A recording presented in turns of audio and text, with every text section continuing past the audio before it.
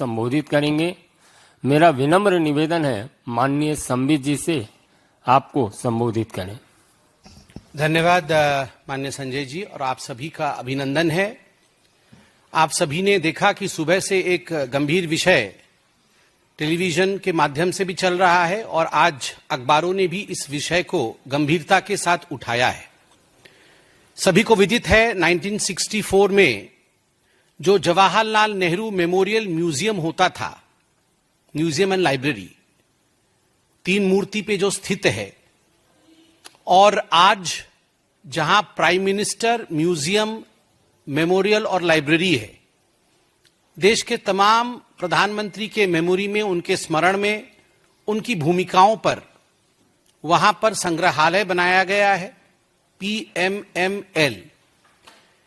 PMML को चलाने के लिए, प्रधानमंत्री के संग्रहालय को चलाने के लिए लगभग एक 29 दल का सदस्य का मेंबर है, और ये 29 मेंबर टीम की इसी वर्ष फरवरी में, फरवरी 2024 को मीटिंग हुई थी। उसकी मिनट्स रिकॉर्डेड है, उसकी मिनट्स भी पब्लिक है। उस मीटिंग में एक बहुत बड़ा विषय, एक गंभीर विषय पहली बार पब्लिक डोमेन में लाया गया। पब्लिक डोमेन में उनके मीटिंग में यह बताया गया कि 1971 में जवाहरलाल नेहरू के जो पत्राचार थे, अब प्रधानमंत्री थे, उस समय ईमेल और मोबाइल इत्यादि नहीं होती थी, तो स्वाभाविक रूप से पत्राचार के माध्यम से, through the art of letter writing, communications होते थे भिन्न भिन्न व्यक्तित्वों के साथ।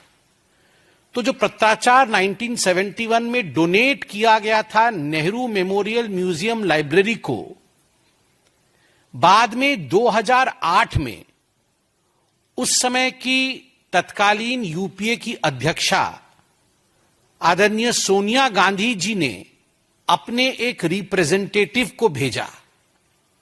रिप्रेजेंटेटिव का नाम एम.वी. राजन है, और 5 मई 2008 को, उससे पहले ये राजन साहब मार्च के महीने में सन 2008 में नेहरू मेमोरियल लाइब्रेरी और जो सेंटर है वहां आते हैं, वहां आके अध्ययन करते हैं नेहरू जी की चिट्ठियों का, और कुछ चिट्ठियों को चिन्हित करते हैं कि ये चिट्ठियां मैं चिन्हित करता हूं। और अंततोगत्वा 5 मई 2008 को जो उस समय के डायरेक्टर थे नेहरू मेमोरियल लाइब्रेरी के, उन डायरेक्टर से अप्रूवल लेकर लगभग 51 कार्टन्स में, डब्बों में बहुत सारे महत्वपूर्ण दस्तावेज जो नेहरू और कई व्यक्तित्वों के बीच करस्पॉन्डेंस था, उनमें से कुछ नाम भी आज अखबारों में सामने आया है। नेहरू और मुख्यतः एडवीना माउंटबेटन, आपको याद होगा लॉर्ड माउंटबेटन की धर्मपत्नी Lady Mountbatten, Edwina Mountbatten, Nehru ji और एडवीना माउंटबेटन के बीच जो करस्पॉन्डेंस था, ठीक उसी प्रकार जननायक, लोकनायक, हम सभी जानते हैं जयप्रकाश नारायण जी, जिन्होंने भारत के सबसे काले अध्याय, इमरजेंसी के खिलाफ जिन्होंने बढ़ चढ़ के क्रांति किया, वैसे जयप्रकाश नारायण जी के साथ भी जो करस्पॉन्डेंस या संवाद रहा, पत्राचार रहा। जगजीवन राम एक बहुत बड़े नेता हुए, जगजीवन राम के साथ भी जिस प्रकार का करस्पॉन्डेंस रहा, ये सारे करस्पॉन्डेंस, इन चिट्ठियों को 51 कार्टन में बंद करके एम.वी. राजन जी ने डायरेक्टर से अप्रूवल लेकर 5 मई 2008 को इसे सोनिया जी के घर भेज दिया। It was sent to the residence of the then UPA chairperson Sonia Gandhi जी।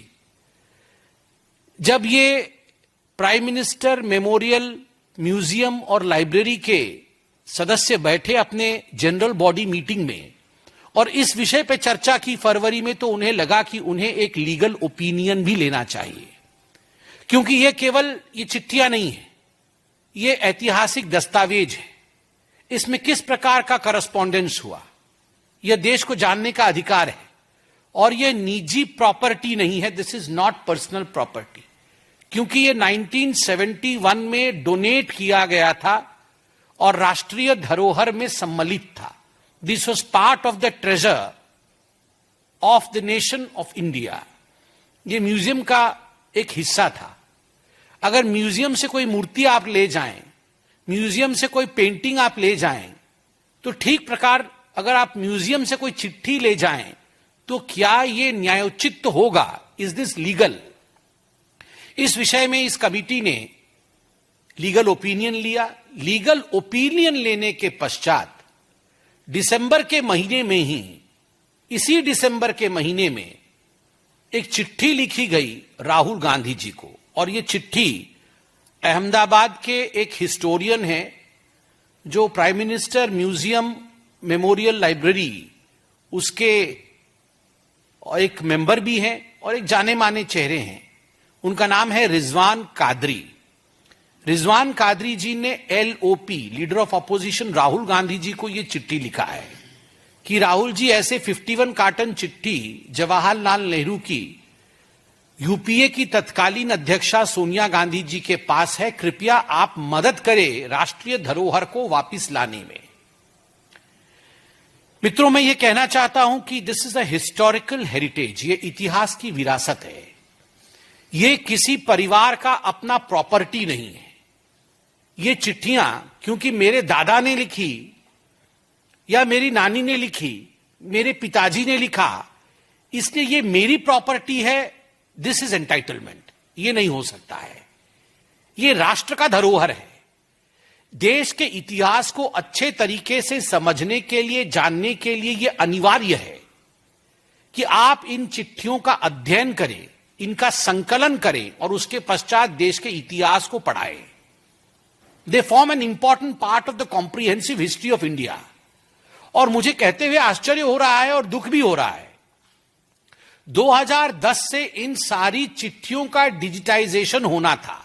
इनको स्कैन करके डिजिटल माध्यम से इनको आगे बढ़ाना था। और 2010 में डिजिटाइजेशन से पहले ही सोनिया जी ने इन चिट्ठियों को अपने पास मंगा लिया। तो स्वाभाविक है हमारे मन में यह प्रश्न उठेगा कि इन चिट्ठियों में ऐसा क्या करस्पॉन्डेंस था कि गांधी परिवार नहीं चाहती थी कि यह करस्पॉन्डेंस पब्लिक हो। And it is quite intriguing and the country really wants to know as to what was in these correspondence between, say, Nehru ji and Lady Mountbatten, between Nehru ji and Jagjeevan Ram ji, between Nehru ji and Jayaprakash Narayan ji. And there are certain letters, it seems, between Nehru ji and Albert Einstein as well. What were the contents of this letter that the first family felt that it should not be made public? इसमें दो चीजें गंभीर है। पहला विषय है the sense of entitlement of the first family. जो पहला परिवार है उनका सेंस ऑफ एंटाइटलमेंट कि हमारी मर्जी, हमारी प्रॉपर्टी थी, हमने वापस ले लिया। अगर आप ये वीडियो YouTube पर देख रहे हैं तो हमारे चैनल को सब्सक्राइब करें और बेल आइकन को दबाना ना भूलें। अगर आप Facebook पर ये वीडियो देख रहे हैं तो हमारे पेज को लाइक करें।